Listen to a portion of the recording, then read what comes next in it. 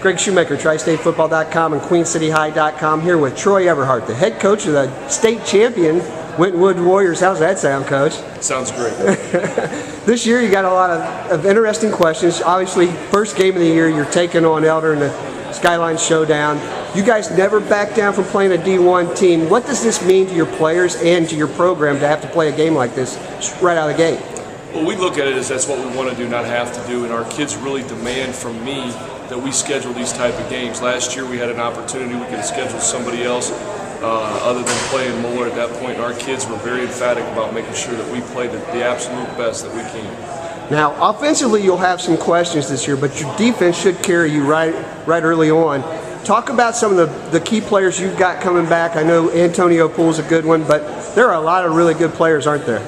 No question. I think the biggest impact will be felt offensively with Thomas Owens. Very underappreciated, undervalued, and unsung player the last 2 years behind Goins and Brown, but he'll make an immediate impact, I believe, week one, along with a young man named Darren Kemper, and we're really excited about those guys. But Chuck Wynn, Corey Weber, Walter Richardson, all those guys on defense are definitely going to have to help us out. Well, talk about your offense just a little bit, because you are immature, or I would say you don't have a lot of experience in the skill positions, but what do you really expect, especially in a game like Elder, week one? Well, we found out last year you can't necessarily outscore a GCL team, so we're going to go ahead and try to play some great defense, and that's where we're really going to have to hang our hat on early. But, as far as the game experience, our kids had a lot of great opportunities last year, in that we had 3 big games in the playoffs in which we were able to get all those young guys in, including in the state finals because of the score. So those guys played in some great venues and some really neat opportunities to develop their talent. So, we saw what they could do, and again, we're pretty excited about that. The rest of your schedule, talk about your non-conference, and then of course Anderson every year being in your division.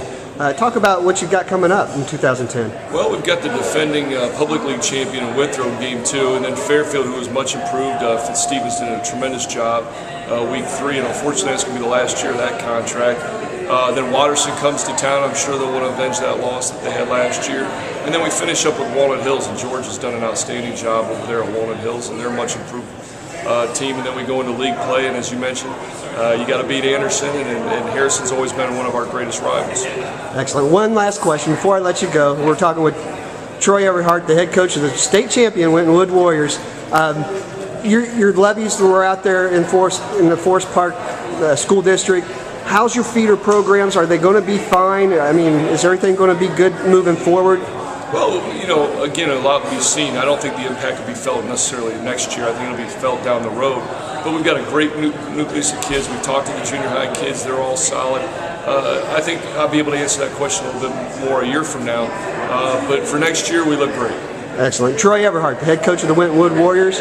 I'm Greg Shoemaker from TriStateFootball.com and QueenCityHigh.com.